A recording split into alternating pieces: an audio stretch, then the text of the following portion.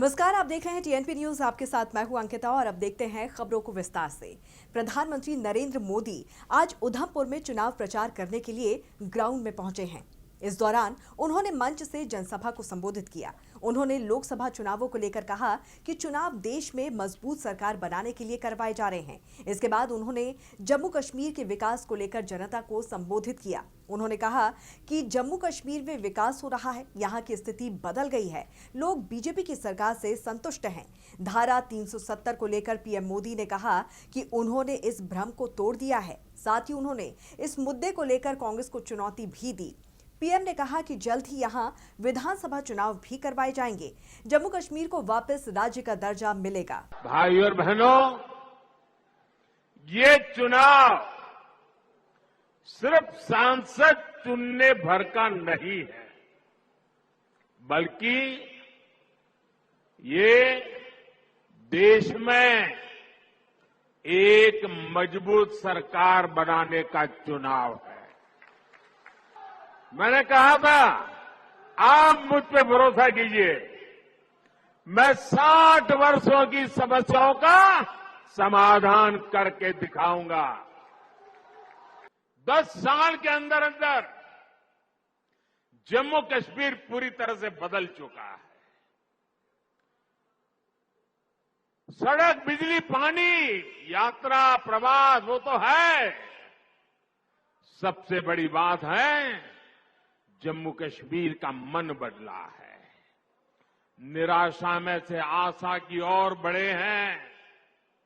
जीवन पूरी तरह विश्वास से भरा हुआ है। वो समय दूर नहीं जब जम्मू कश्मीर में भी विधानसभा के चुनाव होंगे। जम्मू कश्मीर को वापस राज्य का दर्जा मिलेगा।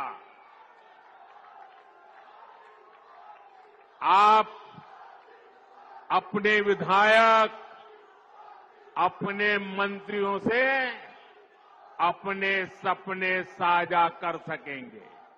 मोदी विकसित भारत के लिए विकसित जम्मू कश्मीर के निर्माण की गारंटी दे रहा है, लेकिन कांग्रेस, नेशनल कॉन्फ्रेंस, पीडीपी और बाकी सारे दल जम्मू कश्मीर को फिर उन पुराने दिनों की तरफ ले जाना चाहते हैं। सत्ता के लिए इन्होंने जम्मू कश्मीर में 370 की ऐसी दीवार बना दी थी कि जम्मू कश्मीर के लोग बाहर नहीं झोंक सकते थे और बाहर वाला जम्मू कश्मीर की तरफ नहीं झोंक सकता था। आपके आशीर्वाद से मोदी ने 370 की दीवार गिरा दी। सीएम केजरीवाल के खिलाफ लगातार शिकंजा कसता जा रहा है। जहां पार्टियां चुनाव प्रचार में जुटी हुई हैं, तो वहीं आम आदमी पार्टी के नेता जेल से सीएम केजरीवाल को निकालने की कवायद में जुटे हुए हैं। इसे लेकर आप भी लगातार हमलावर है। इसी कड़ी में आज मीडिया कर्मियों से बातचीत के दौरान आप नेता और दिल्ली सरकार में मंत्री आतिशी ने केंद्र सरकार पर जमकर निशाना साधा। उन्होंने कहा कि अरविंद केजरीवाल की सरकार के खिलाफ एक बहुत बड़ा राजनीतिक षड्यंत्र तैयार किया जा रहा है। आने वाले कुछ दिनों में बीजेपी शासित केंद्र सरकार दिल्ली में राष्ट्रपति शासन लगाने वाली है। साथ ही उन्होंने कहा कि बीजेपी को पता है कि चाहे वो कितना भी जोर लगा ले, वो दिल्ली में अरविंद केजरीवाल को हरा नहीं सकते। चौथा, दिल्ली सरकार के अफसरों ने मॉडल कोड ऑफ कंडक्ट का बहाना बनाकर किसी भी मीटिंग में आना बंद कर दिया है, चाहे वो कितने ही इंपॉर्टेंट मुद्दे पर हो। आखिरी चीज, हमने देखा कि किस तरह से एक 20 साल पुराने केस को उठाकर दिल्ली के मुख्यमंत्री अरविंद केजरीवाल के निजी सचिव को बर्खास्त कर दिया। तो ये सारे लक्षण दिखा रहे हैं कि एक बहुत बड़ी साजिश हो रही है। दिल्ली की सरकार को गिराने की साजिश हो रही है। अरविंद केजरीवाल की सरकार को गिराने की साजिश हो रही है और दिल्ली में राष्ट्रपति शासन लगाने की साजिश हो रही है।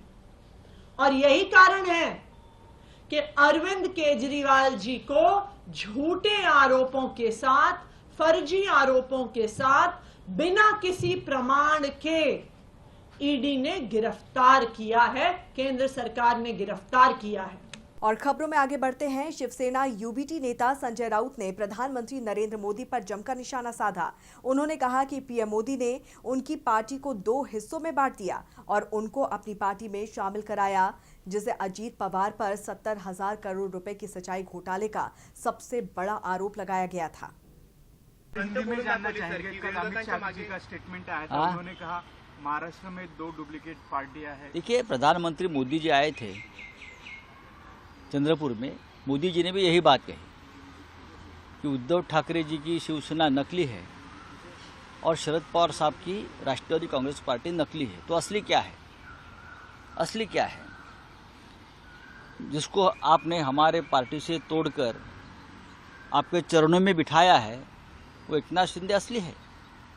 या जिसके ऊपर आपने सिंचन घोटाले के सबसे बड़े आरोप किए थे 70,000 करोड़ के, और जिसको आप जेल में भेजना चाहते थे अजीत पवार, उनकी पार्टी असली है?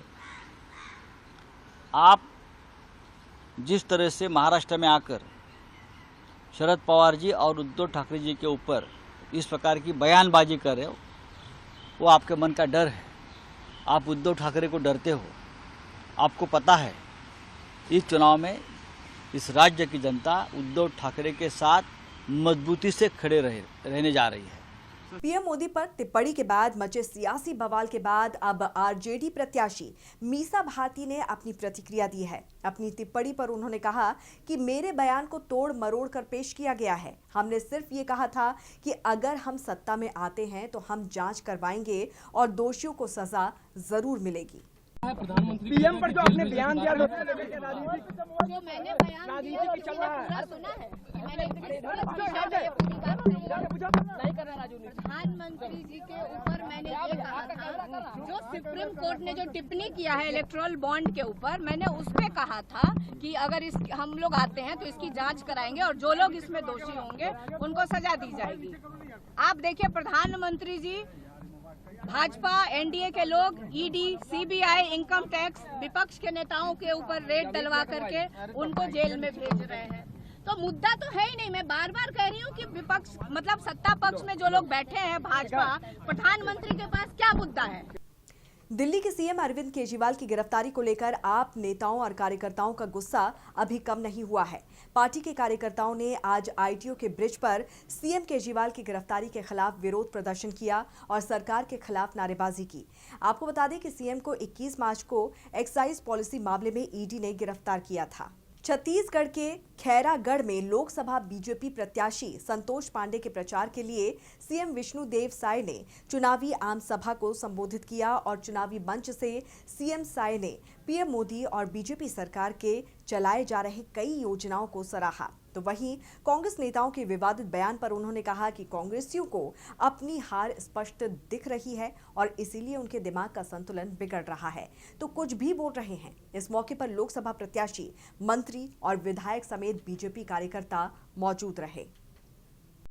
मुढ़ीपार में चुनावी सभा था और भारी संख्या में यहाँ पर हमारे देवतुल्य कार्यकर्ता भाई बहनी भी आए और क्षेत्र के मतदाता भी आए और सब में उत्साह है और सबने ये कहा है कि आने वाले समय में कमल छाप में बटन दबा के श्री संतोष पांडे जी, जो यहाँ के हमारे लोकप्रिय प्रत्याशी हैं, जो पहले भी 5 साल क्षेत्र का प्रतिनिधित्व कर चुके हैं, उनको फिर से जिता के भेजेंगे और श्री नरेंद्र मोदी जी को तीसरी बार। यूपी के मथुरा में लोकसभा चुनाव का दूसरे चरण 26 अप्रैल को मतदान किया जाएगा और इसको लेकर राजनीतिक पार्टियों के नेता जोर शोर से अपने प्रचार प्रसार में जुटे हुए हैं। तो इसी क्रम में बहुजन समाज पार्टी के नेता आकाश आनंद ने मथुरा लोकसभा प्रत्याशी सुरेश सिंह के पक्ष में मथुरा की जनता से वोट मांगे और विशाल जनसभा को संबोधित करते हुए बीजेपी पर निशाना साधा। इसके बाद अपने प्रत्याशी के पक्ष में लोगों से वोट करने की अपील की। यूपी के कन्नौज में अराजक तत्वों ने अंबेडकर की मूर्ति को तोड़ दिया, जिससे ग्रामीणों में आक्रोश दिख रहा है। दरअसल अंबेडकर जयंती को लेकर ग्रामीण प्रतिमा स्थल की मरम्मत करवा रहे थे, लेकिन तनाव को देखते हुए भारी फोर्स के साथ मौके पर एएसपी पहुंचे और ग्रामीणों को समझाकर एएसपी ने किसी तरह से शांत करवाया। साथ ही प्रतिमा तोड़ने वालों पर ग्रामीण कार्रवाई करने की मांग कर रहे हैं। ये रात्रि में अंबेडकर जी की मूर्ति किसी ने क्षतिग्रस्त कर दी है। इस संबंध में तहरीर मिल गई है, मुकदमा लिखा जा रहा है और नई मूर्ति मंगाई जा रही है औरैया से।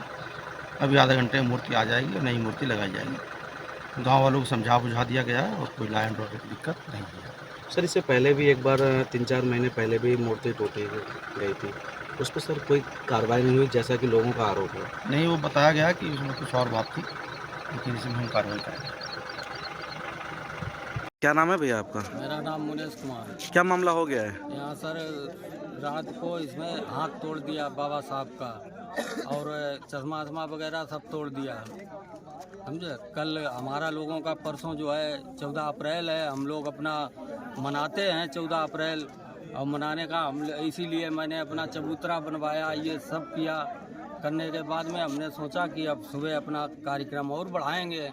देखा सुबह कि उसका हाथ टूटा है, बाबा साहब का हाथ तोड़ दिया गया। पुलिस प्रशासन ने अब तक क्या कार्रवाई की है? पुलिस प्रशासन ने ये कहा है, आश्वासन दिया है हमको कि दोषियों के ऊपर हम कार्रवाई करेंगे।